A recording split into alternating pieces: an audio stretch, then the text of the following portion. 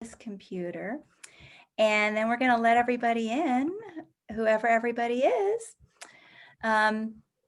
So it may or may not end up on Facebook, but I'll cut the recording and everything else. So let me just see if people are flowing in. Because you can post it after. Yeah, I can post it after. Yeah. So we'll just wait a few minutes. Usually what I do is I wait for about 5 minutes for people to show up. And as people are showing up, welcome everyone. Misha, Safran, Jody Lewis. We are hosting the Candid Conversation about systemic racism. And the wonderful guests, Nicole and Lindsey Kirksey, the mother-daughter team. And this may or may not be going live on Facebook. It still says it's preparing. But those of you who are in attendance, if you would please let us know in the chat where you're zooming in from, where you're watching us from. And if you have any questions that you want entertained this evening, that may or may not happen. As people know who have been here before, or people who are new, I'll let you know now that this platform is for the BIPOC community and people of color to take the mic away and talk and share whatever is on their hearts and minds around racism, systemic racism, experience, pain, and we just hold a safe space where so they can be brave. And yay, hello from Hola from San Diego. Someone's here from San Diego. Yay, good to see you again. Actually, this is a regular. This person comes almost every single webinar. It's so wonderful. That's awesome. That is so awesome. Yeah. And I don't usually mention the names of the attendees in the video unless they give me permission to, but I typically just refer to them as those people. No, I'm just kidding. Person. Yes, those valuable, loving people who really want to help uphold this opportunity for people of color's voices to be heard in whatever form you need. And so for those watching and listening, it's just a reminder that the reason I started these Candid Conversations was because I felt helpless. I felt that there was a lot going on in our country and has for hundreds of years. Some is addressed, some is not addressed. And it just felt like it was one more opportunity for me to be an anti-racist, to be an activist, to shine the voices of others who have been inflicted with pain for many, many centuries. So, and after the killing that was broadcast across the world of George Floyd, it seemed like people were more ready to hear and see and face the truth. And although I've always been one to speak up for the truth, even if I remember dating somebody and I was at their house for Thanksgiving and they were going, oh, we're grateful for this. And they're talking about Thanksgiving Day. I was like, yeah, but it's on the backs of the Native Americans that we killed. And the father and the family was like, excuse me, do you want to stay here the rest of the day? And I'm like, yeah, but no, I don't know. Maybe I don't. Do we want to have a conversation or do we want to argue? And we ended up having a really decent conversation, but he was definitely offended by my bringing that to the forefront and the attention. And that's just the kind of person I've usually been. I don't have any shame around that. But what I want to say here is that it's not showing up yet, is it? Oh, that's a bummer. Okay, well, we will definitely record it and put it on my Facebook everywhere, because I want to make sure that Nicole and Lindsey get the attention they deserve for their thoughts, their ideas, and their business, Nicole's business for sure. And so I'll just introduce myself. I'm Misha Safran, and I am a heartstring healer. I work with empowering lesbian, bisexual, queer, and trans identified women who are in need of improving their self-love and self-care and self-compassion for themselves, to help them maneuver through their own malicious messaging and better their belief systems so that they can walk into healthy, intimate relationships with friends and lovers. And it's something that I am passionate about. It's something that I worked on and was able to do for myself. So I'm super excited to have my partner in crime here, Jody Lewis, and I'll let you introduce yourself and tell people who you are and what you do. Hello, I'm Jody Lewis. I am an attorney. I work for a nonprofit organization providing services for survivors of domestic and sexual violence. I actually run the legal center. So I have many hats there, but we mostly do family law representation for survivors. And she is now a published writer. I am a published writer. She just, it's very exciting. And I'd love to introduce everybody to Nicole and Lindsey Kirksey. Yay! Hello, Who hello. wants to go first? I actually, you know what? I could read your bio, or I can let you speak for yourselves. What would you prefer? Do you want to go first? You want me to go first? I'll go first. All right, you go first, Lindsey. Okay. I'm Lindsay. I'm currently a music production entrepreneurship student in college. I have done a lot of work with our school group acts, which is Allies Committed to Social Justice, is kind of educating people on issues with like people of color, LGBT people, all different minority groups, and how to be a better ally and what that means, and just kind of doing interactive activities, learning about implicit bias. So yeah, that's me. Oh my gosh, you are such a perfect person to be with us tonight. However, I do want to say, and thank you, Lindsay, number one, for being willing to join your mom here tonight, because we'd never met. So I really appreciate that. It really means a lot to me. And I want you to know that I did not invite you here to teach people how to be a better ally, because that's not your job. But the fact that you want to and that you're doing it makes me feel so much even more in admiration of you, because there are a lot of people who have said to me, a lot of my friends, people of color, it's not my job to teach you how to do this. Go look it up, talk to other people, take classes, whatever. So whatever you end up sharing tonight, whether it's because you want to teach or educate, or whether you just need to get something off your chest, this is your space to do whatever you choose. Okay. So, but I'm really impressed with your direction. So thank you and welcome. Thank you. Awesome. Well, thank you both to Jody and Misha for inviting me and for letting me invite my daughter to come along. My name is Nicole Kirksey, and I am a transformational coach. I am a lay minister at coachnicole.com. And my ministry focus, the focus of my coaching, is on empowering women. I teach women how to lead, work, and serve using their God-given gifts without apology. I am a Christian. I'm openly identified as a Christian, and I work with people of all faiths, though. But it would be hard if you knew me. You know me for like 5 minutes, so you know I'm a Christian. So I may as well just come on out and let people know that's my perspective. And I've really been doing this work for about 30 years. I started out as a campus activist, much like my daughter, working at my anti-rape organization on my campus. I went on to serve for 20 years in women's empowerment, including working in organizations against sexual assault and domestic violence. And it was and still is my life's work, even though I'm not in the nonprofit anymore. You never really leave it. I'm sorry, Jody, I don't know what your plans are in the future. It never really goes away.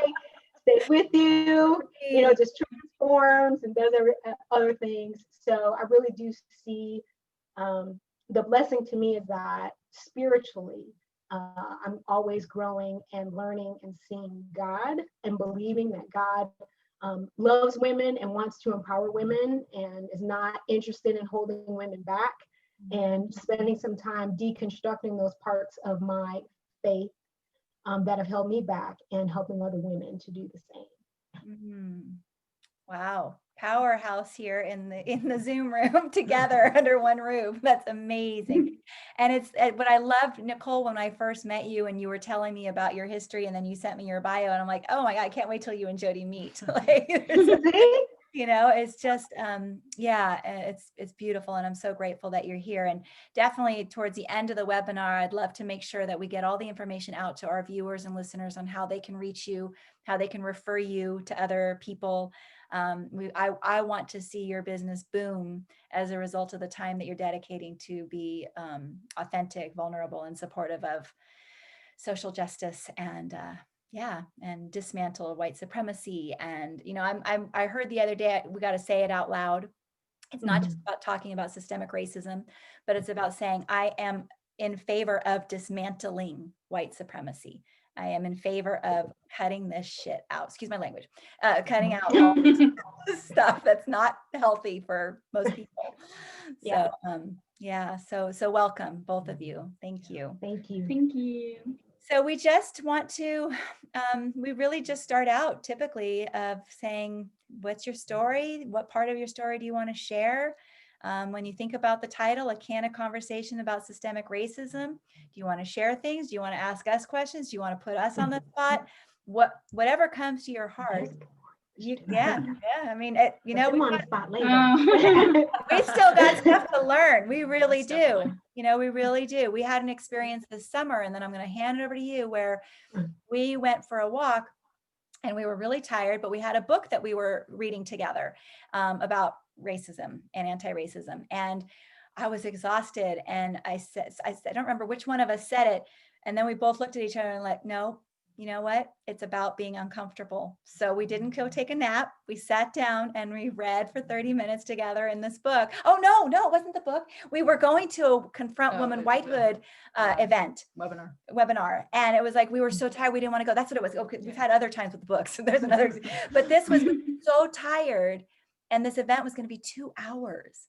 And we're like, oh, I'm so tired. We can't do it. And we're like, we have to do it, because Black people are telling us all the time, they don't get that choice to get out of discomfort, right? Yeah. It's like, because of the color of the skin, there's discomfort.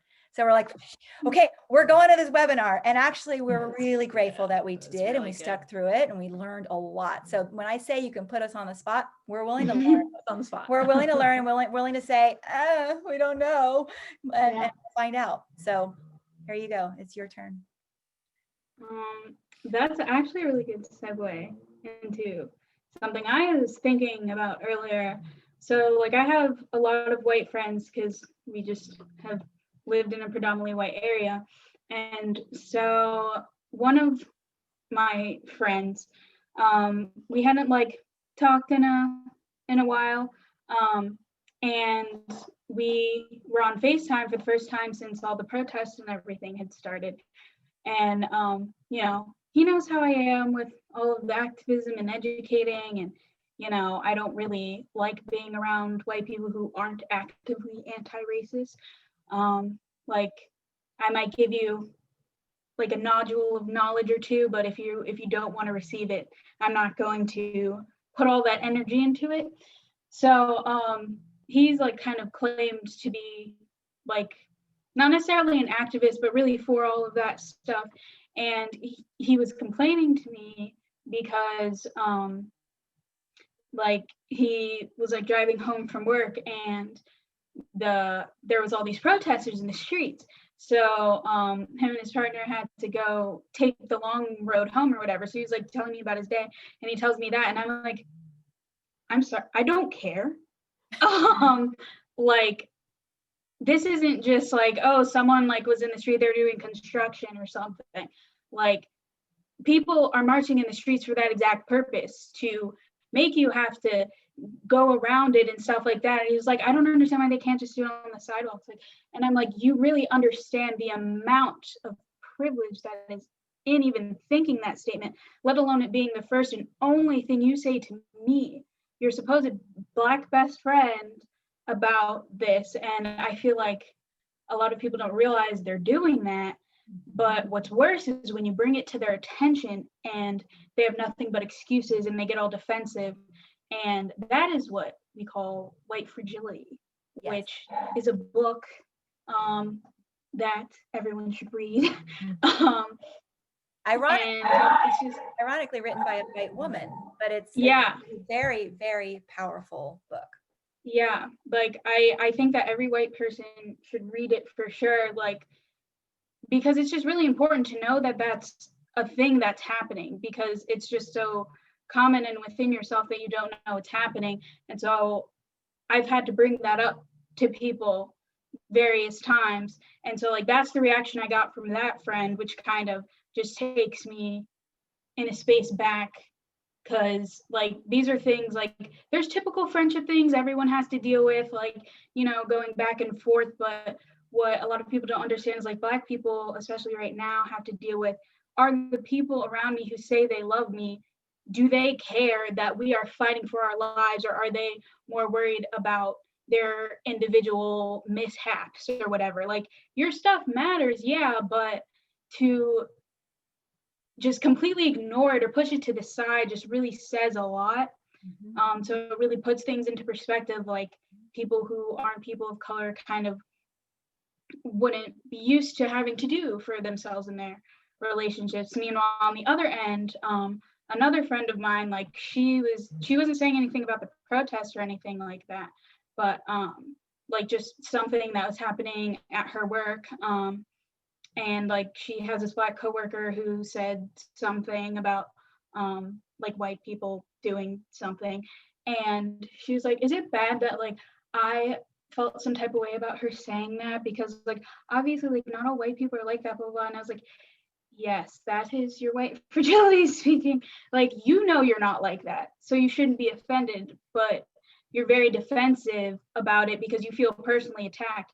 But you need to know you need to be also working against those same white people she's talking about, to educate them and educate yourself. Like, I'm not going to sit here and explain all of it to you, but this is what's happening and you need to go and educate yourself about it. And so she like asked me if I had any like links or suggestions, and I like sent her the link to that book and said like, go from here. And so, you know, I feel like that's what you should do, because you can't know everything, but you should always be open to listening and learning, and you can't call yourself an ally to our community if you're just going to fight against us or fight us when we're telling you that you're hurting us. So I do a lot of that in like typical educating, like with acts like the student group, but also just a little bit in my life and a little on social media. So. Well, I'm glad you said that. Oh, go ahead. Which causes me as her mother great pain. Because I always think now, you know, my daughter's an adult now officially, but as a Black family, we always really had to choose whether we wanted to live in an integrated community or whether we wanted to go for the best schools, which were overwhelmingly almost always in communities that were almost 100% white. Yep. The disparities between the schools are astronomical and astounding. You know, on a scale of 1 to 10, you have 10s, and then you have 6s, and then you have 2s. And 6 is not acceptable when you are trying to, I mean, nobody, if somebody had an opportunity to go to a 10, they would never settle for a 6. Correct. And so it was always a balance. And when Lindsey was very young, when she was a newborn, I was in an almost all white neighborhood, but I chose to move her to a school district that was about half Black and half white because the school system was strong. She stayed there for several years. And then when we moved, I had to make choices. And she went from like a 10% Black school system, you know, 50% to 10% to less than 1%. And, you know, she and I have talked about, you know, how tough that has been for her. And I've, you know, apologized and just tried to explain to her, like, I really was just trying to give you the best. And she and I always talked about race at home, and I tried to equip her, but the amount of pain she was going through, I had no idea, because I too went to schools where my friends were white, but I was in the majority. My 2 very best friends, our oldest and dearest friends, who I've been friends with for 35 years, they're both white. And so it wasn't just white friends, but it was the environment and the perspectives, you know, that Lindsey's sharing. I didn't really have to go through a whole lot of that for too long, because it got interrupted real quick, and people really did want to learn, because not only were they not the majority, but also in their personal families. You know, there was enough diversity for them to know that they had to understand what their other family members were experiencing. So I hate to hear, you know, that in the 21st century, we're still going through, you know, these things, and how painful that is. But it is also like, depending on your circumstances, can also be difficult choices. Yeah. Yeah, like in my personal life, for like friend picking, like, you know, I personally like to choose to, like, the people around me, regardless of color, but especially when it comes to white people, like having people who are on my same wavelength, like if you're not like Black, you don't have to completely understand, but you have to be someone who wants to understand, who wants to be educated and educate themselves and all of that stuff. Like you just have to be at a like certain level per se, for me to be comfortable enough to be their friend. But that wasn't always the case because, like we said, like I was growing up in these majority white schools. I didn't really have anything to tell me that I could choose otherwise. So I was just used to these white people who either didn't care or like didn't care enough. And I was just kind of like, okay, well, this is it. But then once I got to college, I quickly found the two people who were starting ACTS. It was just these two people, and one of them was Black and one of them was white. And they're both so sweet. I love them so much. And they wanted to do this kind of work. And so they were looking for like the rest of like the e-board. So I went up to them and said, I would absolutely love to be a part of this. And since then, I just like discovered that passion for activism and educating people and surrounding myself with people who have that same energy and want the same things as I do. So, it was rough, but, we got there. So now I'm much more like picky with my friends, if you will. And it's a shame that because some people need to be picky for certain reasons, but for this reason, it's just like another added to the regular reasons why you may need to pick other friends over other friends. So that's another thing. Absolutely. When you were sharing earlier about giving your friend, the first friend, and about, their white fragility regarding like, I had to drive around this way and that way. And then this other friend, you gave them a link to a book. The first example reminded me of Ijeoma Oluo's book, So You Want to Talk About Race? And she talks about the concept of one of her close friends, his comfort was more important than her safety.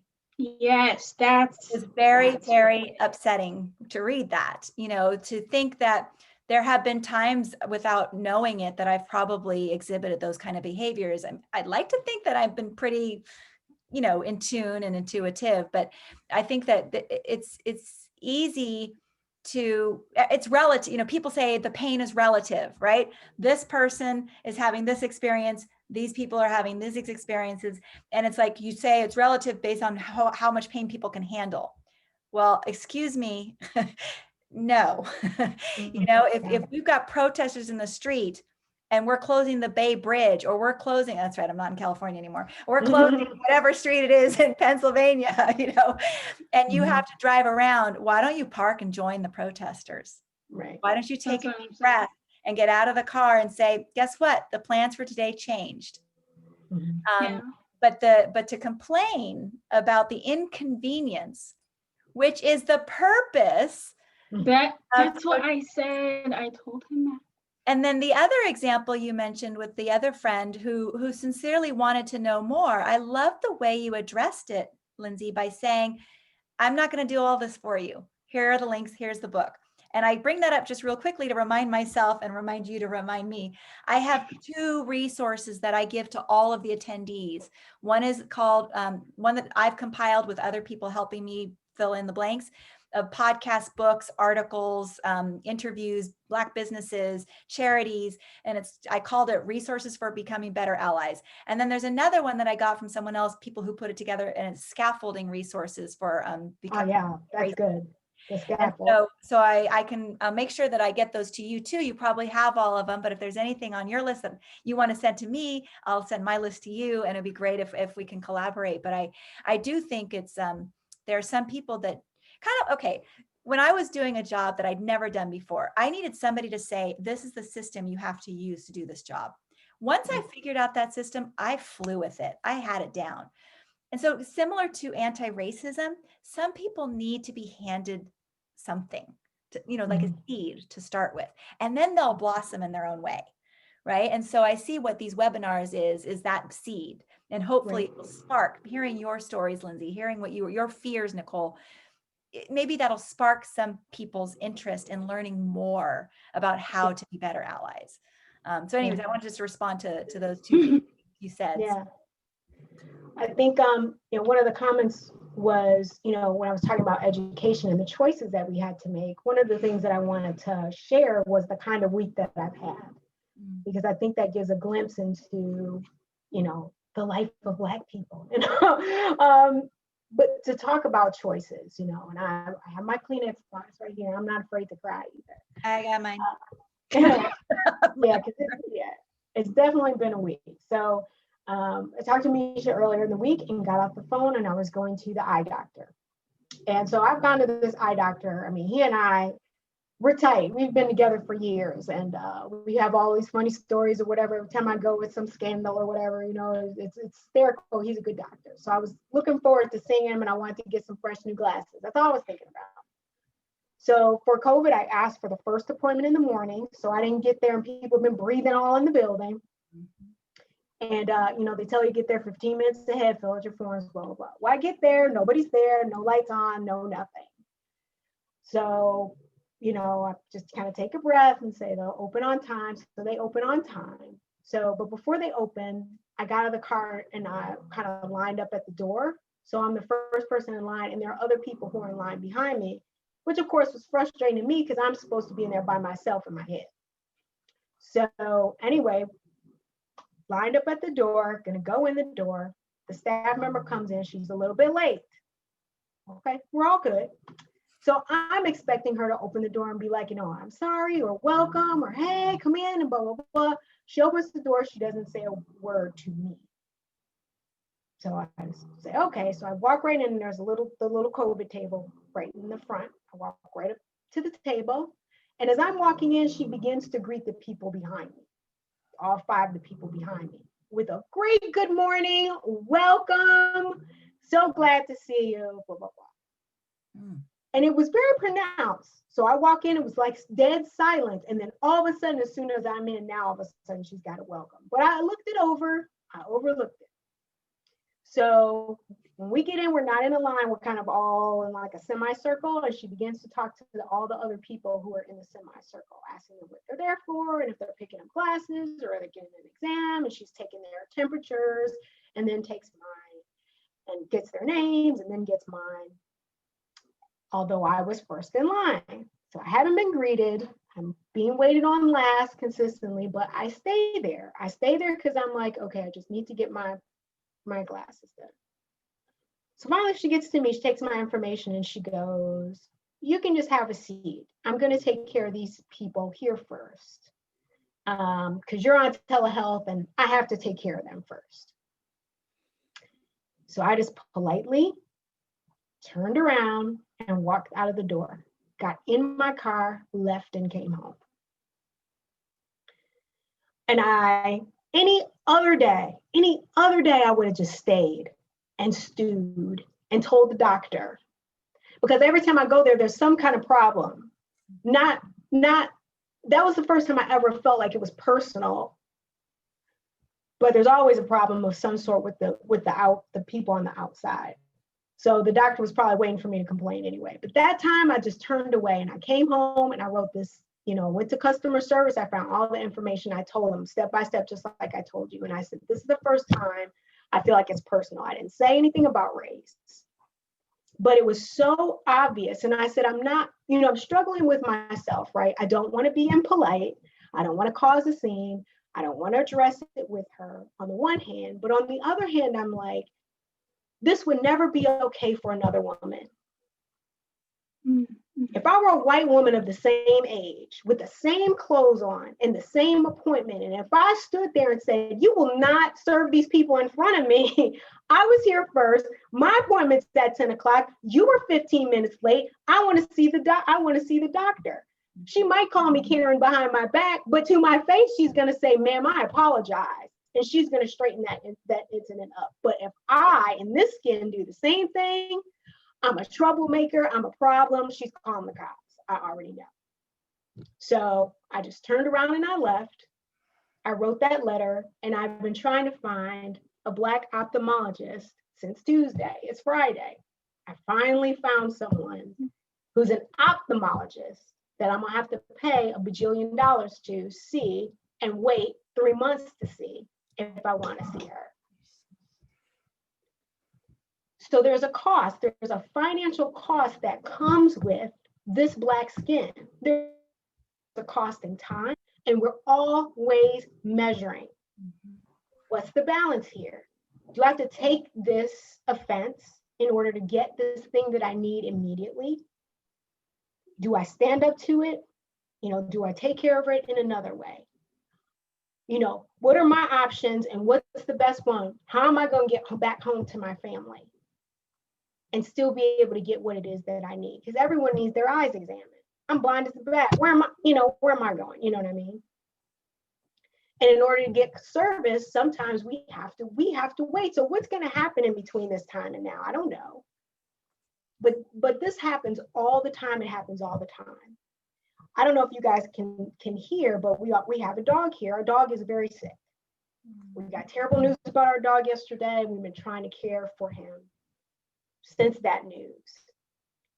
But from the time we got the news to today, we have had to try to figure out how we can take care of him, because the first place to give us service was not a place with kindness, did not give us a service with kindness and empathy, and did not give us a quality of service that would support our dog well. So we had to stop and make all these calls. Now when we have a dog place down the street. When we first moved here, when we moved here, it was like under 1% Black. We go to the dog place down the street. They were very rude and unwelcoming. So we had to find a dog place that was like 15 miles away just to get nice people to take care of our little dog. Okay.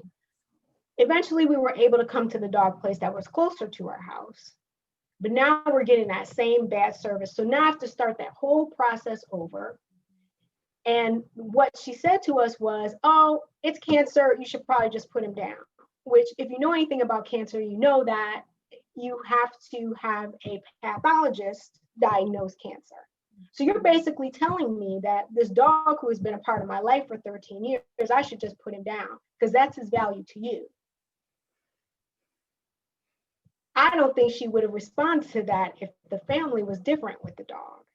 I can't prove it, but that's how I feel. I don't feel like it was necessarily racist. I was just talking to my husband about it. I said, was she just like a matter-of-fact country doctor? He says, that's how I feel. And I feel like if I were a woman, maybe she would have been different.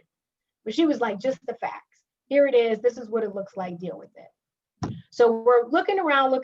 We finally, we have to find this other combination of doctors. We do find someone who is sensitive and very thorough and gives, our little dog something that's going to get him through the weekend until he can see a specialist. But when we do our budgets, when we budget our time and when we budget our money, when we budget our energy, we always have to include the extra work that we have to do in order to get what it is that we need. And we don't even realize that we're doing it. I can't tell you how many conversations I've had with white friends about things that I've had to go to in order to get good service. And they're just like, what? No, we just do blah, blah, blah, blah. What are you talking about? I won't even tell the ER stories. Lindsey knows them. Trying to get my medical issues taken care of in the emergency room. White people are like, what? This, what? No, that's not how that goes. It's like, yeah, that's how it goes for us. So even our health and our well-being is there's just this cost. There's this financial cost and this cost you can't count. Even in my body, I just don't feel well tonight. I feel just exhausted. I feel a little bit in pain. All the things that come with grief and anxiety and not having slept for days. And this is the last thing I'm going to give it to Lindsey, but there is a clinical psychologist. Her name is Dr. Shaniqua. Look her up. She begins with the letter C. Shaniqua, Chanequa. Dr. Shaniqua. There's only one. She's awesome. Yeah. The clinical psychologist and the theologian, and she speaks eloquently about Black women and self-care and how so much racism has conditioned us not to even know that what we're feeling, even in our own bodies, is not appropriate and not okay. She shares a story about how it took her so long to be diagnosed with a chronic health condition that she has because she thought the feelings in her body, like everybody, is achy and sore and this and that all the time. And it took a Black male doctor to take her from head to toe and ask her specific questions about how her body was feeling and to educate her to say, this is not normal. This is not okay. This needs to be dealt with. And she's like, everybody I know lives like this with all these aches and all these pains and all this exhaustion all the time. And we're not allowed to complain about it either. We're supposed to press on because there's this hashtag strong Black woman thing that we always have to do. And how it's taken her now like 18 years. She's been in this huge self-care thing for herself as a cancer survivor and all the things to say, no, this is not acceptable. I can care well for myself. I'm worth it. I'm worthy just like everyone else is. Nobody else is questioning whether or not they're worth it or worthy. Why is it that we always are? And making excuses and rationalizing, caring for ourselves and standing up for ourselves. This is insane. It's insanity. So I've just been making sure my Black life matters, and my dog is white, but his white life matters. His fluffy life matters too. You know what I mean? Putting our line in the sand and saying, we're not going to do this. This is not okay. And just calling it out for what it is. So, you know, we had Caress Fitch. She's identifies as I'm going to forget all of her identifications, Black woman, queer. But she came on one of our panels one time and she talked about the health of Black and brown people in this country. And that it's basically the undiagnosed, racism effect of what people experience every single day. And yet, why is the health issue so high in that level, that community? Well, because there's a lot of hardship, and I'm not doing her information justice. Maybe you can express it better than I. You remember I can't remember exactly. Yeah. So it was very important for me to hear. I mean, I think I already knew, but that this is not genetic. People talk about it being genetic. It is an American crisis. Yeah. Black people brought to the United States as slaves and never being given the opportunity to be equal, always having to catch up, but not given the access or the tools to catch up. Right. Yeah, it's going to wreak havoc on hearts, on blood flow, on every part of your body, mind, and soul. Yeah. And it makes sense that you're having ailments this week and other weeks. Yeah. Yeah. Dr. Shaniqua is a researcher, and she was saying that there's science now. There's one study in particular where they studied, I'm going to cry, they studied the granddaughters of women who were in internment camps. Yeah. During World War II. I don't know if they were all Jewish women or not, or just women who were interned. And how at the cellular level, these granddaughters have bodies that function differently because of the stress and the trauma that their grandmothers experienced. Not their mothers, their grandmothers. Mm-hmm. And so I'm thinking of the unbroken trauma of my great-great-great-great-grandmothers. Absolutely. Unbroken. And how what's happening at my daughter's cellular level mm-hmm. that hasn't been healed because it didn't get healed with me or my mother or my grandmother. On a societal level, because of these daily incidents, choices, measures that we have to take, and the stress that it puts on our whole functioning. Mm-hmm. Whether something happens to us or not is the thing that I want people to understand. It's not, I mean, we've had things happen to us, but it's not after the fact. It's not only when somebody's got their foot on your neck. It's all the things that happen to allow someone's foot to get on your neck. Right. A bunch of stuff happened before a knee got on your neck. It's not like one day you wake up and a knee is on your neck. There's a whole generations and systems of things that happen to allow one man to put his knee on another man's neck for 8 minutes and 46 seconds. And for other people to stand around and not be able, not unwilling, but not to be able to do anything other than also get killed, because had they all mobbed him, they'd have all been in jail and knees on their necks as well. So that's, you know, when I'm thinking like that, when I'm feeling in my body, the way that I feel now, it doesn't happen a lot. It only happens when I'm exhausted and I'm just keenly in touch with it. And it wasn't until I heard Dr. Shaniqua explain that I was like, oh my God, this makes all the sense in the world. And it's a nightmare. It is a nightmare. Well, it's akin to PTSD when you've done the work with domestic and sexual violence, right? So it's akin Absolutely. to that constant state, and you are in that.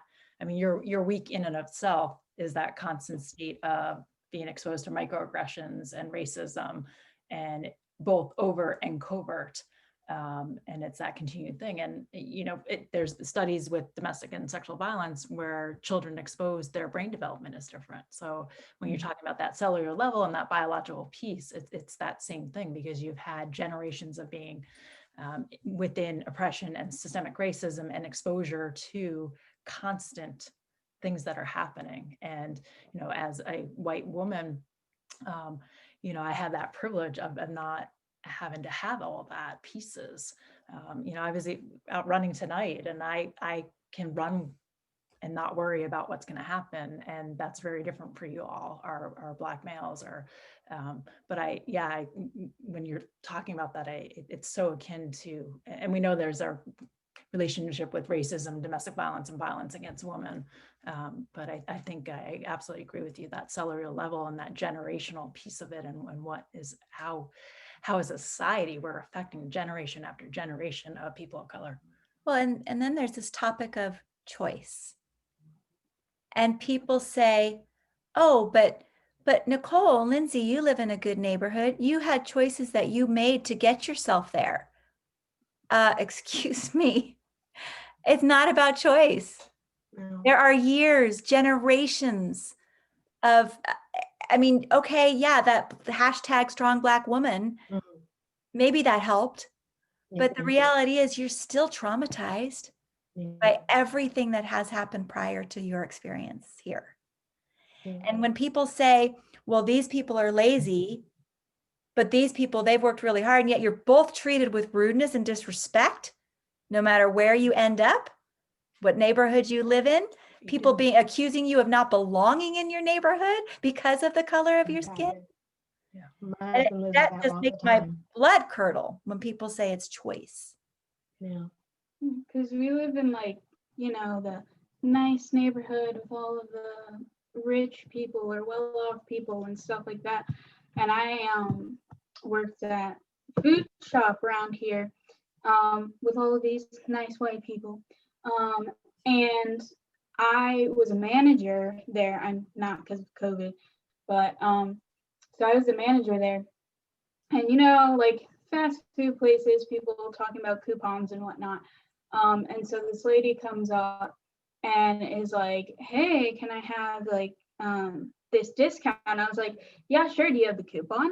And she's like, no, but they always give it to me. I was like, no, the rules are that you have to have your coupon. So can't give you the discount without a physical coupon or on your phone coupon. And she didn't have anything. And she's like, well, no, but they can just give it. I was like, no, ma'am. And so she wouldn't listen to me. And I'm the manager on duty, me and another coworker of mine who is a white guy. We're the managers on duty. And so he hears the back and forth. He comes over, he's like, what's going on? And the lady's like, and I was like, she wants the discount, but she doesn't have a coupon. And he literally just repeats exactly what I say. And she's just like, oh, okay. And it's just like little stuff like that, like things that you wouldn't think about. That's not. Yeah. I know, but to someone who doesn't deal with that type of stuff all the time, it would seem like something little. Right. But it's not. It's like that type of stuff in every circumstance, at work, in just walking around, going to the mall, being in a store, stuff like that all the time. But then also on top of like all of the things we were just talking about, all the things we have to carry on a regular basis, regardless of how well off you are and whatnot. Then there's also with your like white friends or partners or what have you, you, even with the most well-intentioned people, if you try like go to them and say, and they like have said something or whatever that doesn't sit right with you, and you're like, hey, like, I know you didn't mean any harm by this, but this thing isn't cool, and you're hurt by it, it's so hard to make sure that you don't sit there and then try to coddle them about feeling so bad that they hurt you. Yes. Because Black women especially have historically been supposed to be super strong and healers and taking care of everything. Mm-hmm. And so it's just like on top of everything else, I can't take care of you and your feelings about it. Like I tell people, like, you have to sort that out on your own time. I'm going to tell you this and I'm going to tell you what to do to make it better, but I'm not going to sit here and watch you cry about it or feel bad about it. Like, not that I don't care, but I can't add that to what I already go through. So it's just like very tiring, and it feels like in order to get people to understand what's going on and to want to help, it's like we all have to lay our trauma out on a table and like give it to you. And like, that's just like, otherwise you're just not going to believe us. So you just compile all different things, to books, to TV shows, to podcasts and whatnot, of Black people just saying like, here's what I go through as a Black person. And we have to lay all of that out on the table just for people to understand and want to care and talk about it and start, rather than just listening to us the first time, like, hey, this is what's happening. This is not okay. Will you help us? It's no, we need proof. Just lay bare for us on this table, and then maybe we'll think about helping you. And it's just very tiring. You know, Lindsey, with you saying that, it reminded me, I have to say, after Jacob Bland was shot 7 times in the back, there were people saying, why did he walk away from the police? And I'm like, why did the police shoot him 7 times? There's still no excuse for that. And I feel like exactly what you're saying right now is something that has to be justified. I don't think so. You know, there is no reason for that woman to have needed, number one, for you to say it 3 times, but then to be okay with it when your white colleague said the same thing. And I'm older than him. Male colleague, colleague. Yeah. But I'm older than him too. So it's just like, it doesn't matter even if like seniority or whatnot. Like, right. It's just, oh, well. What we, I think this is what we learned was called a micro invalidation, right? I mean, you are the manager, a manager. And so that was, you know, there's so many different types of microaggressions, right? But so she completely invalidated your position based on the color of your skin. Yeah, this is just stuff like that in any circumstance you could possibly think of. People are like, oh no, it's not about race, it's not about that, but if the same things will happen to other people, or they'll get treated completely differently. And right. You just ignore that because that's what's normal to you. So you just think that that's how it is for everyone else. So we have to just share all of our experiences for people to understand it. So that's why we're constantly saying, like, it's not our job to educate you, and here's some resources, go do it yourself. And like the white people who want to help, like, educate your friends, give them resources, like do better and stuff, because we can't just be sitting here every day laying all of this out on the table all the time on top of carrying it as well. It's too much at once. So, can I just say something? I'm sorry.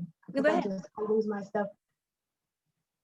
I personally don't ever use the phrase microaggressions. I was dancing around that phrase. I was like, how can I explain this concept without saying this word? Because it's nothing micro. Oh no, we agree with that. Yeah, we've actually. And I totally understand that. I like the term on the one hand because it gets at the fact that it's just so, you know, it's also subtle, also quick, also not a murder. all that kind of thing. But at the same time, when they're every day, all day long, and when they're all, to me, they're always intentional because you always had another choice. And even if you don't know what you've done at the time, like Lindsey says, once it's brought to your attention, you don't say, okay, let me step back. Either I don't understand what I've done wrong and I want to, or you're absolutely right. Let me, I apologize. Let me try it again, or doing something different. When you don't do one of those two things, then it's nothing but intentional. And, the stories that Lindsey is sharing with her friends, I know one of them, and this person has really changed from being that kind of a person to be like, okay, let me learn, let me figure this out, to I was trying to think of who she was talking about. To these people are in the street, based on his surroundings. Yes, let's get into that. I love how you guys fire each other up. I think I meant to talk about it, but I just forgot. It just slipped my mind. Yeah, he and this isn't I believe in don't say anything behind someone's back you wouldn't say to their face. So I have said and plan to say more to him. So I'm not just whatever. Oh, yeah. But Mama said, yeah. But he was so good. He was doing so well. He was always anti-racist and listening to me and wanting to learn and make sure that he's good and whatnot, so it wasn't over the top, but it was just I'm open, and I want to be good in this. And so we were always cool. And then it was once the protest started, and then that was the first and only thing he said to me. And so I had to bring it to his attention, be like, hey, I'm not comfortable in this friendship right now, because that is the first and only thing you said to me, and you have not said anything else, and you have not apologized. And he basically had nothing but excuses. And he is dating someone who he himself, my friend, has called a bigot. He was like, he's kind of a bigot, but I'm teaching him, he's getting better, blah blah blah. And I was like, this is better, because he was telling me different things, and I was like, this is the better version. He's a grown man, because he's a decent amount older, so he's a full grown man who has had plenty of time to get out of the whole, well, he's from this generation or whatever, or he grew up this way. You're he's not parental age, but anyway, it's just he's had plenty of time to choose to unlearn the things, especially in 2020 with everything just out on every media platform being talked about. Even if you're not on social media a lot, you see it in some capacity somewhere on the internet, something. And so he has had the choice, and he chose to stay the same. But you are sitting here claiming to be an ally to me, and then telling me, yeah, my partner's a bigot. And I'm saying, then why are you with him? And you have no answer for me. And so I basically just kind of ignored it for a while and was just yeah, I don't like your partner. I'm waiting for the day you break up, because I can't. But instead, they have stayed together, and my friend has just gotten more like him. And for example, the partner was talking about why should people get to dictate what other people get to say in terms of slurs, just any slurs, queer slurs and other racial slurs, all that type of stuff. And so me knowing this guy is looking for nothing but an argument, I state my case if you haven't been oppressed, why do you want to use someone else's slurs so bad? And it's not really any of your business whether they do or do not want to reclaim that and what they want to do with that. But it coming from you is an act of violence regardless of how you use it. And just basically just short like that. And then he kept trying to go on and on with me about it. And I just sat there saying, okay, that's fine. okay, that's fine, because I wasn't going to engage in that. I wasn't going to give all of my energy to that conversation. And during this whole thing, my friends just like trying to whisper to me to the side, like, don't engage, don't engage. Like, he's just trying to, and I'm like, I know, you don't have to tell me. But not once was he saying to his partner, hey, maybe don't try to talk to a Black person about slurs. Maybe don't do that. That's not a good idea. But he claims like he's like educating him in private or whatever. Like, if you're not going to do it right in front of me, why would I trust that you're doing anything behind closed doors? Why would I trust you at all if you're going to sit here and let your partner do this to your so-called best friend? And I just feel like some people like don't realize like the company you keep really reflects on you. And in the fact that you are willing to associate with them, and the fact that they will get to that point, like, of influencing you. Like, he would have never said something so stupid like, oh, I don't know why they are in the streets, like, this is inconveniencing me, like, months ago. But he did now, because he spends all his time with him. And it's just very frustrating to deal with. And it's just something that, like, you cannot claim allyship for yourself for just so you can say that you're a good person and I'm not a bigot because like I believe Black Lives Matter. Oh, and after all of this, he's like, oh yay, the Black Lives Matter shirts came in at work. I'm so excited.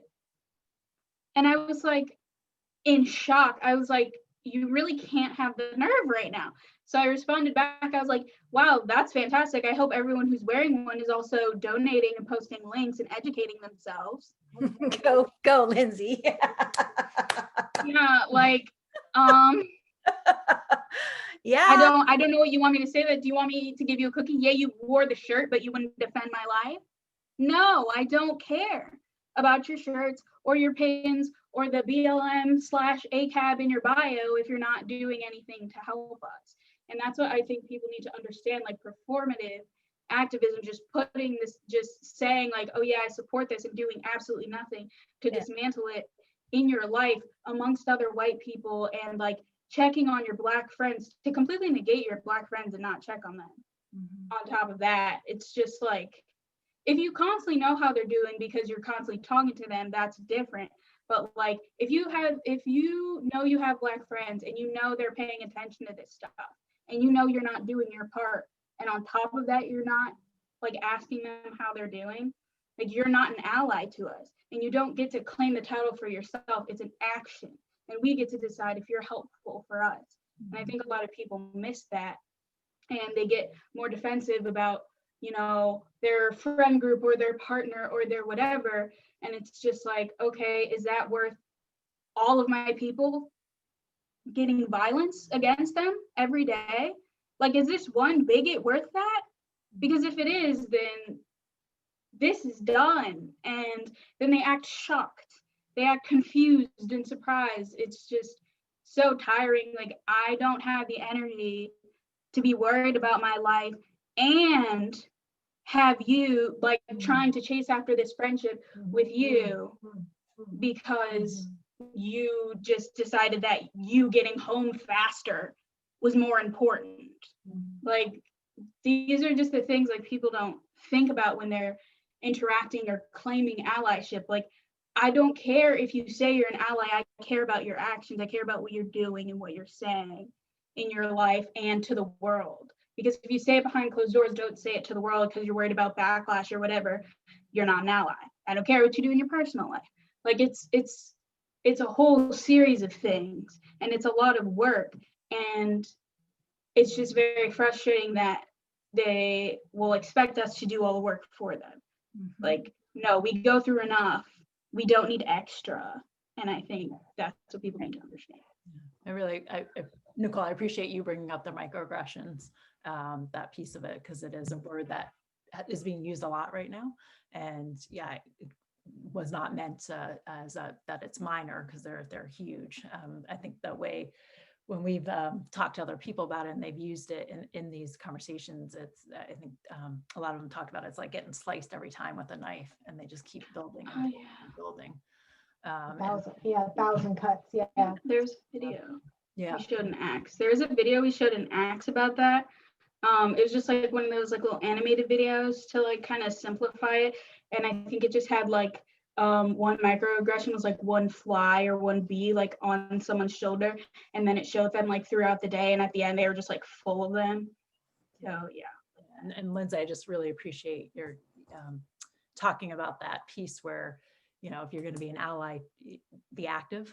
I think that, you know, as white individuals, a white population, it's easy.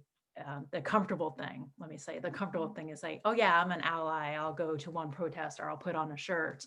But we've talked a lot about sustaining that activism and sustaining being an ally and what that means. And it means constantly being out there and doing things and taking part and being uncomfortable. You know, being a part of it. So I really appreciate you bringing that up and reminding people that if we're silent, and I know I have been silent at times, I've had family members said stuff and I didn't know how to respond. I was so angry and I found myself unable to respond. And then I was so mad that I didn't respond because what they said was just completely ridiculous and about people of color and their ability to work and stuff. And, you know, I had to, and this was after everything was going on and I made the commitment on doing stuff and I still froze in the moment because it was family. And I take onus for that piece of it. And I just really appreciate you really talking about, no, we have to be speaking up and we have to stay active, not just put a shirt on and really be a part of it with you all leading us and telling us what you need and how we can support in the way that we can. So yeah, I really appreciate both of you. I have a question. Yeah. So I want to ask Jody in particular. I'm excited. I want to ask Jody in particular, like what happened? Like what happened to move you from, you know, how your family was? I'm assuming they're conservative and not necessarily anti-racist, to feeling more like that's something that you want to invest in. And it seems like both you and me should really invest time and energy into anti-racism awareness. I mean, that's something that has to come within, you know, that's something that can't come from outside. When we commit ourselves to a path, that really has to come from us. So I think that my family's the spectrum. If I look at my whole family regarding where they fall as far as more conservative or liberal and that piece, but I think individually for me, I've always had, I don't know where it came from, but I always had a desire to help others. So I've always worked in nonprofit type of work, and I've done a lot of social justice work. And I think that as I've gotten older, I've just become more and more aware of myself and my surroundings. And I've seen so much in different jobs that I've done. But I think that some of those jobs, I used to be a prosecutor in New York, and now I'm doing the work that I do. And the community here, I mean, it's similar. You're in Pennsylvania, you know, it's predominantly white. We have more immigrants coming in and different things, but I think a lot of my work for a long time has been probably through a more white lens. I grew up in a very white area and different things. And as more and more awareness for myself has come about, and the work that I do and just seeing everything that's happened and my own passion anyway for social justice work, it just keeps growing. And the realization that, you know, when I think back when I was a prosecutor and different things, the realization that I feel as though I did a disservice because I didn't have a broader lens, because my lens was more in a white view, which makes sense given my background. So I think it's just a passion I've always had regarding social justice, and then this greater societal awareness and a desire to be a part of it, because I just see so many injustices, particularly against women. I mean, I predominantly work with women because as we know, domestic and sexual violence affects women. And because I'm so steeped in seeing injustices and fighting against them every day and have done it for a long time in my career, this to me is just, it's another piece of that, but it's become an even more crucial piece of it, because our society just, we can't keep doing this. We can't keep oppressing people And, my passion has been with women. And I think, Black women have so many, even more barriers than, Black men have different barriers because of police activity towards Black men, but Black women have even lower wages and different pieces. So I think it's just dear to me in that sense, because it affects the work that I have done for a very long time and my desire to help promote change, because I think we so need it. To stop systemic repression that's happening, all the barriers that I see within the legal field. I hope that answered it. Yeah, no, same. I was looking for that connection about just really being willing and eager to see people's full humanity. Yeah. It takes a while to see the layers of humanity that show up in people. Yes. And how injustice happens in so many different ways. A lot of this conversation about race reminds me of the domestic violence conversations. Yeah. So here's my daughter saying, we have to just put our trauma on display. We would trot the survivors out all the time at the fundraisers, tell this horrible story about how you lost your arm and how you lost your baby, and just over and over and over, trying to, for a cause so that people can understand how serious this is. Yeah. At the time, because I'm old, not really understanding,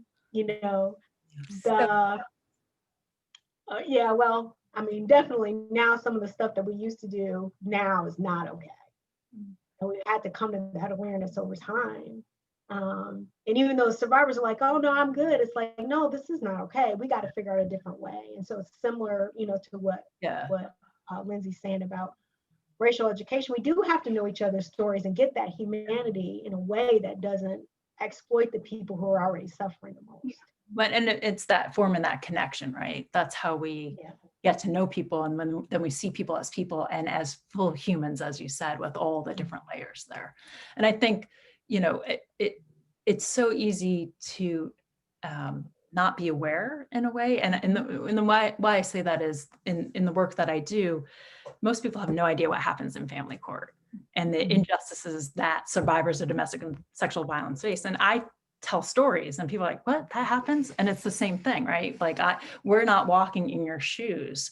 So when I go to the eye doctor, I have never had that experience.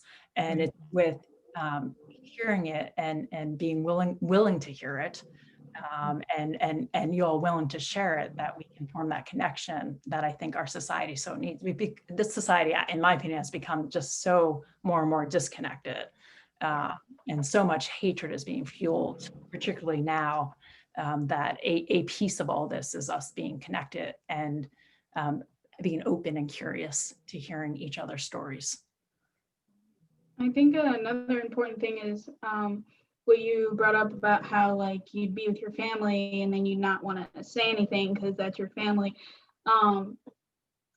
Another thing that's important to remember for people who want to be anti-racist and be good allies is that you have to get comfortable with being uncomfortable, which I'm sure you've probably heard before, but because just imagine how uncomfortable we are just having to live like this and deal with this stuff every day.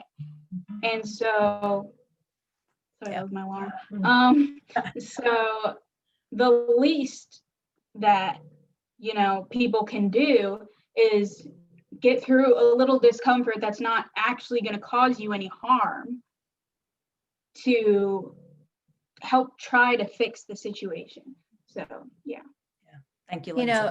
It's interesting, Lindsey and Nicole, I was thinking about the stories that, and the experiences that Jody talks about. And I have experienced racism, discrimination, actually mistreatment, disrespect, because I was perceived as Muslim after 9/11, and also as a young Jewish woman, where I've traveled, people and Jewish American women in certain places.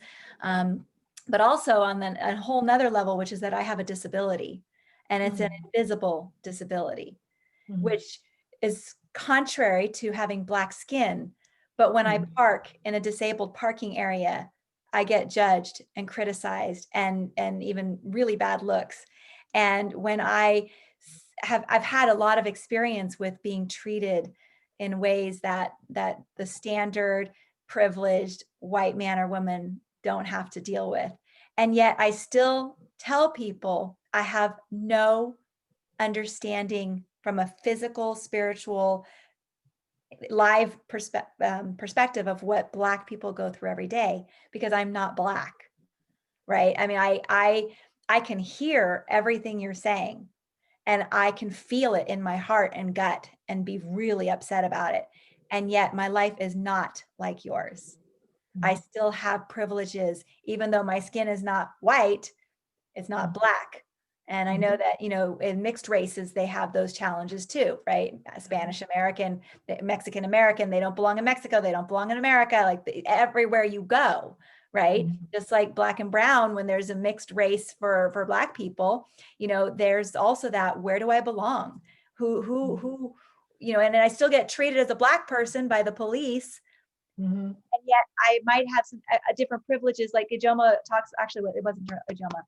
It was, and I call you a anti-racist, by Clarice, one of the ones that started the Black Lives Matter movement, talking about the, I'm trying to remember which book, all the books are blending together now.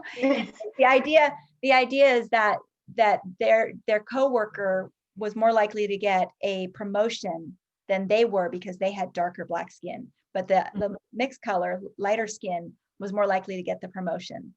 So there's just also, I can't even relate to, but at the same time, it has been in my core, my blood, not to be okay with disrespect, with racism, with discrimination, with judgments. I mean, I have my own judgments about different things, and we're always teasing each other, like, are you judging me? But it's like, what you're saying is so important.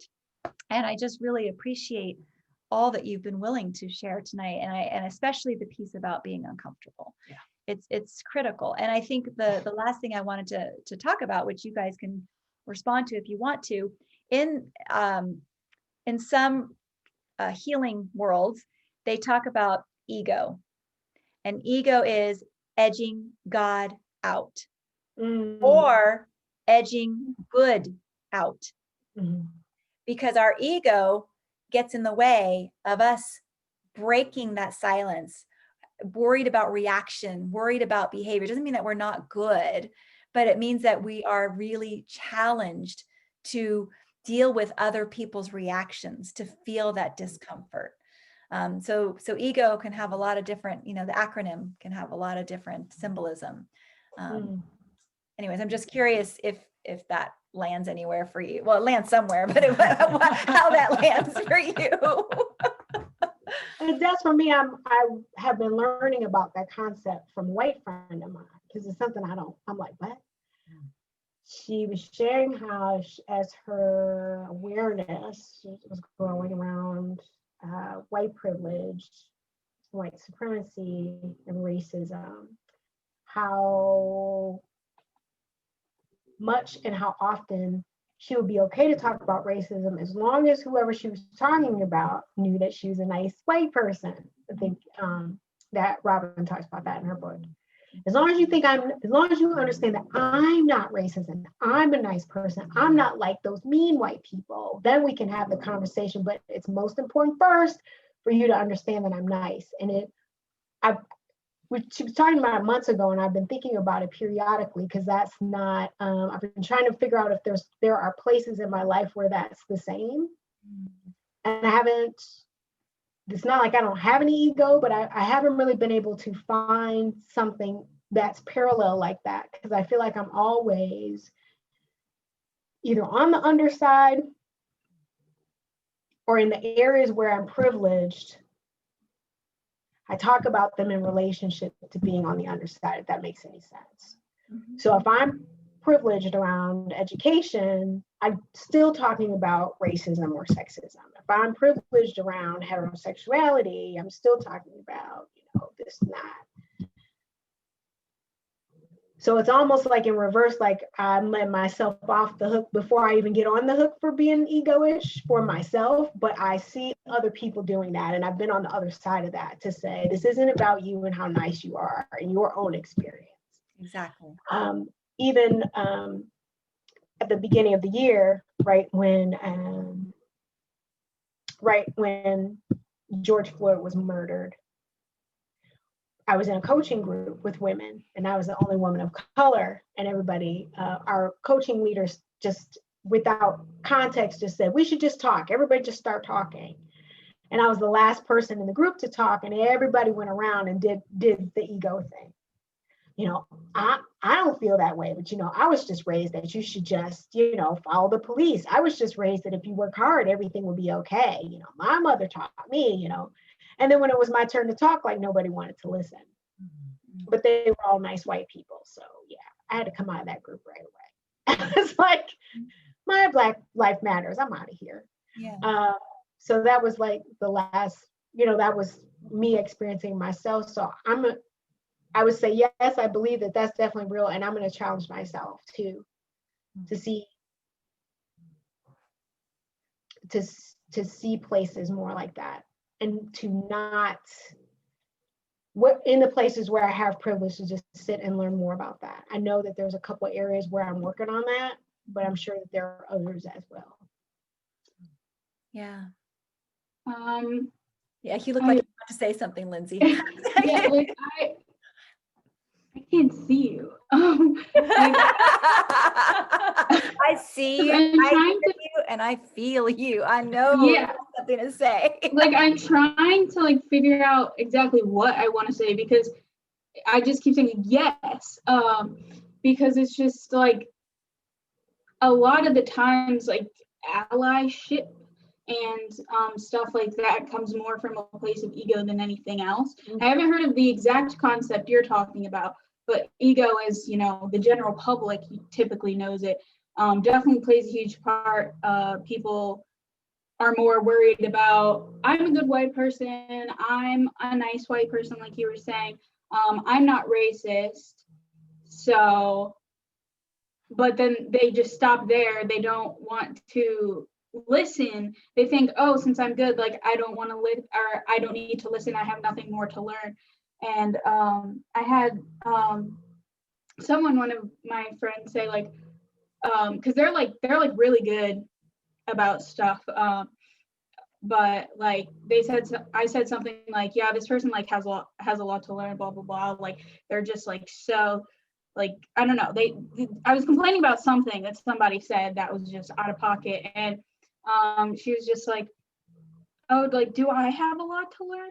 And I was like, and I was like, put your phone away, young lady. No, I'm just kidding. I'm trying. But I'm just tell you, I've been a teacher for 30 years. Okay, I see.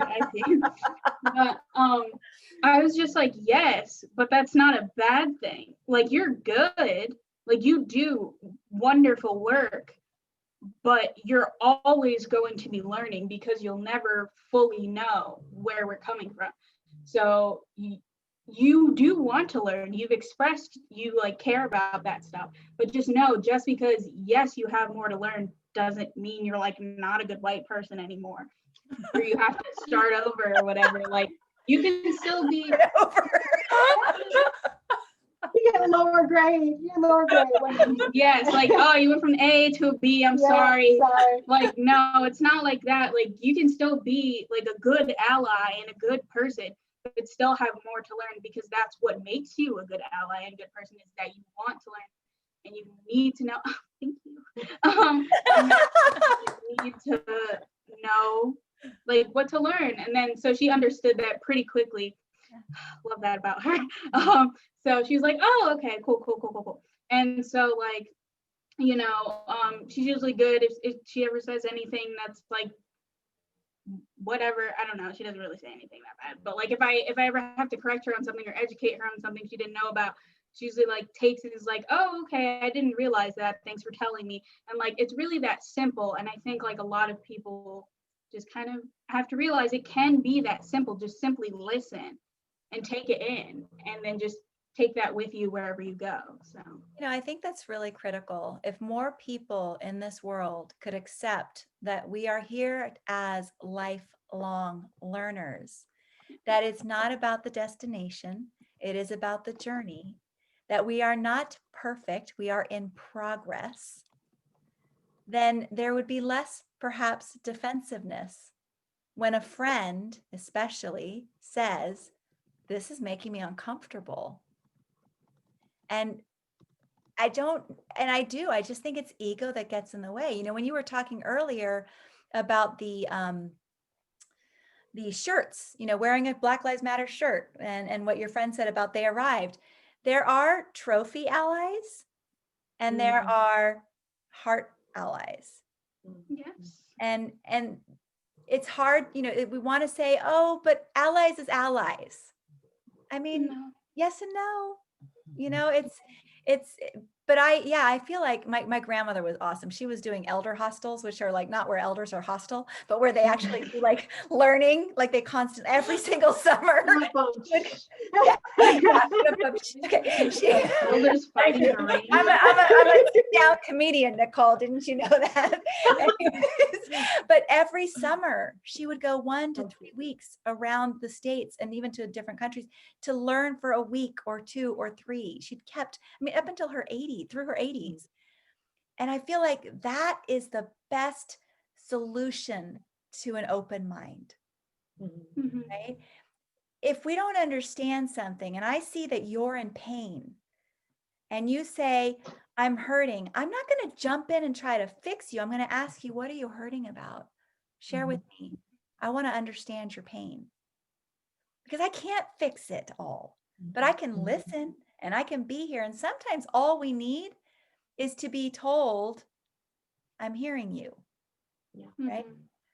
I heard you tell that story in the beginning, Nicole, about your experience at the what are they called? Ophthalmologist.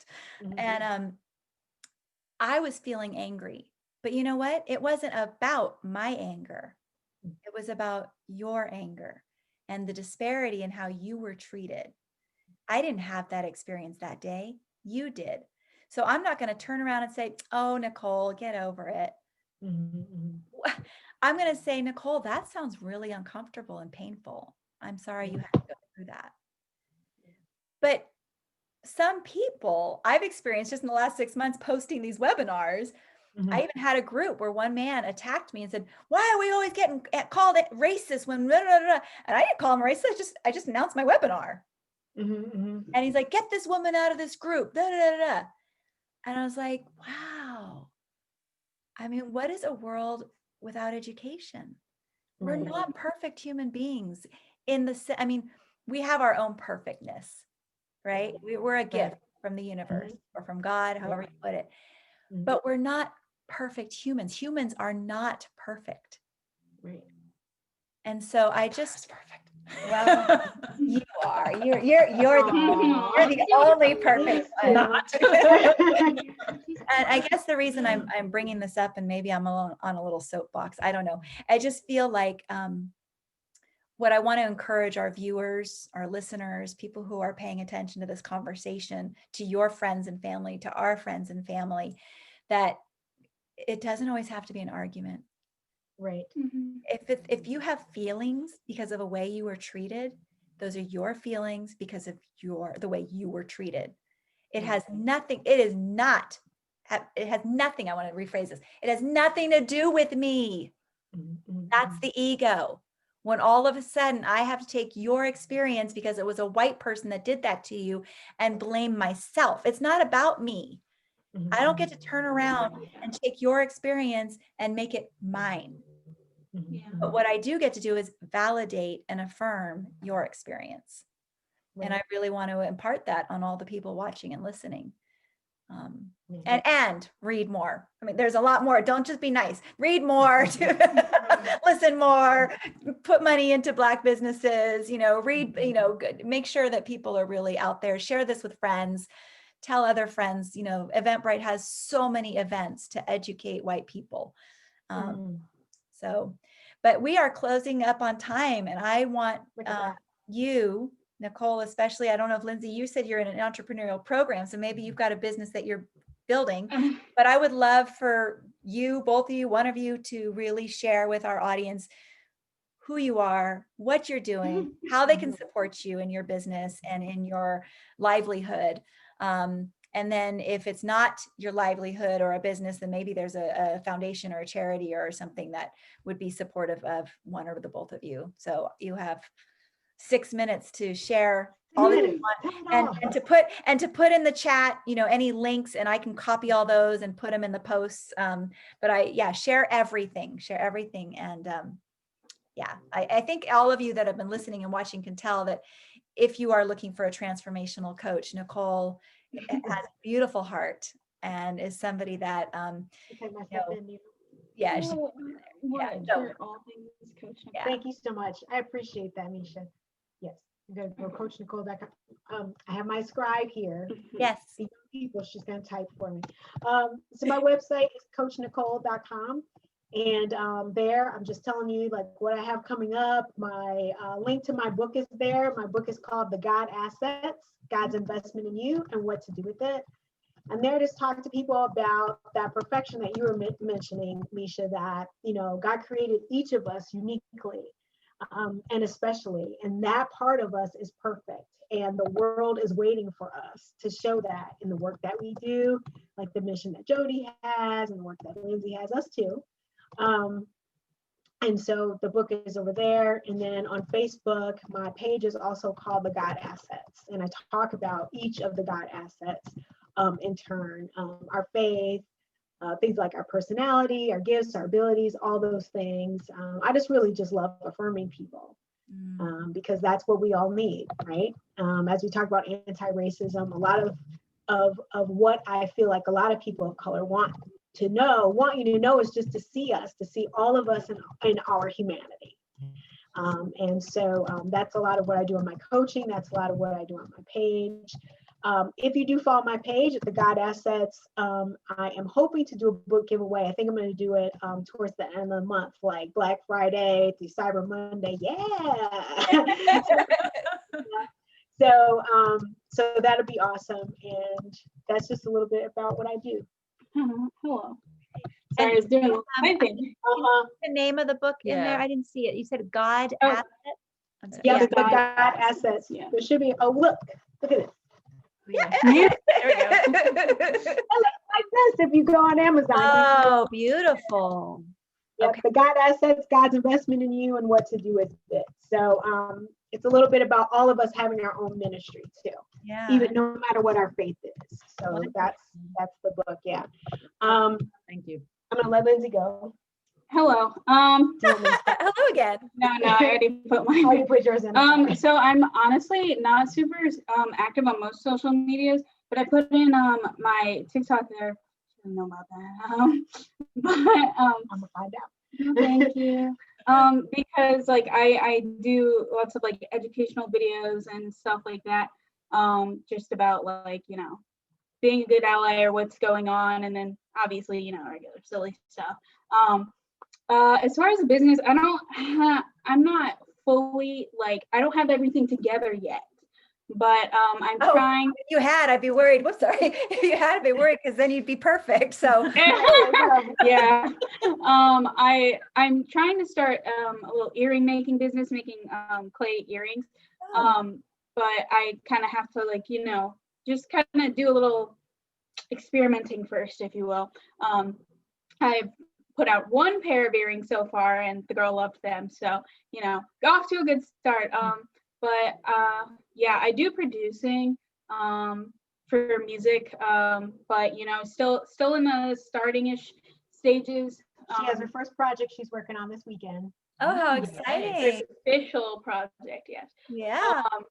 But I have been looking for, other artists, musicians and whatnot to work with. So there's that. But I put in my TikTok and my Instagram.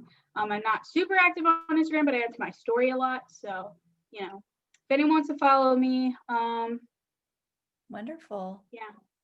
That's what I have going on. I would hope, would you put your email in there to me and to, actually, I can get it from Nicole. I would like to send you a separate email. I'm curious about the youth that you work with at the college, the university. Yes. Anti-racism. And I would actually be interested in seeing if you would like to collect a panel of youth to further this discussion. You are speaking her language right now. Yes. Yeah, I was so excited, Nicole, when you asked if Lindsey could join, because I've been talking to a lot of people, like my kids' friends are people, you know, there are a lot of people of color in my kids' friends group. And I was like really wanting to have all ages represented, you know, and so far I've been really just pulling in all my friends from the coaching program because, and not pulling in, I mean, I put the invitation out there and people have been saying yes, you know, but I think all voices need to be heard at all levels here. So, and youth activism right now is so important for change to happen. Yeah. We are supposed to be helping with your future. And it seems like youth are needing to pick up the stick and do a lot of the work themselves, which is really hard to admit, but you definitely have more energy than most of us. So, but I'm fired up. So that's good. Yeah. I'm super grateful to have seen and met Nicole on Lindsey here, and Nicole, I'm so grateful that you accepted the invitation. And I just am even more in love with the kind of people you are than what I already knew. And I hope we can continue connection and have the conversation. And I guess the only other question I would ask you, is there anything in this moment that you feel that we could do to support you or hold space during this really, you know, with the more recent fatal incident in Philadelphia, there's a lot of pain. A lot of pain. I don't know, you know, as we wrap up, if there's something that we could offer to you. You know, I can't think of anything in particular. You know, the fact that you guys are like, you know, we're going to keep doing this beyond the trendy period. You know, because we're still Black. If we're still alive, our lives matter. And when we're not alive, those who survive remember us. And I just would say that if you have an opportunity ever to just be supportive to those friends and family who are losing people to whatever form of racism, be it hate crimes or police injustice, vigilantes, or COVID or diseases that take us out faster, just to have that support, domestic violence, where we're still losing 3 or 4 people every day. Just to, you know, be present and aware that these are real lives that are not here anymore. They're never a statistic or just a name. To me, Breonna Taylor's family stands out as they just continue, and people continue to struggle for justice for this young woman who was a shero in her young life. So, you know, for myself, I can't think of anything. I'm just so blessed to be here and honored. Thank you so much for inviting us. But just for, you know, my people, that's what I'm thinking. I don't know what you think. Yeah. Thank you, Nicole. Yeah, beautiful. That's like a hard question because, like, you know, in the present moment, there's nothing to do for all of that. Right. You know, from just one person or 2 people. I think just making sure, you know, you're continuing to uplift Black voices is definitely the best thing you can do. And just like that list you were talking about, like just sharing that with, you know, all the people around you. So that's all really. Yeah, you guys are doing it. You guys are doing it coast to coast. Do it, girls. Yes, yes. That allyship. We appreciate it. Thank you, beautiful ladies. Thank you so much. Beautiful. Thank you for everything you shared. I still never got to see the flag we talked about before we pressed record, so you're gonna have to send a picture. Okay. You'll send the pictures and you'll be laughing like I do. I'm like, yeah, I see the differences there. So just so that the listeners and viewers aren't confused, we were just talking about LGBTQ flags and how some get misprinted. So anyways, it's a misprint. It's a misprint. So to the viewers and listeners, thank you again. Thank you to my co-host and partner, Jody Lewis, to Nicole and Lindsey Kirksey. This has been a candid conversation about systemic racism, but also just an opening into the hearts and daily lives of people of color. And yeah, with that, we will say goodbye to everybody. Don't Thank go you so away, much. Nicole and Lindsey. We're going to stop the recording and then say goodbye to folks. Thank you. Bye, guys. Thank you.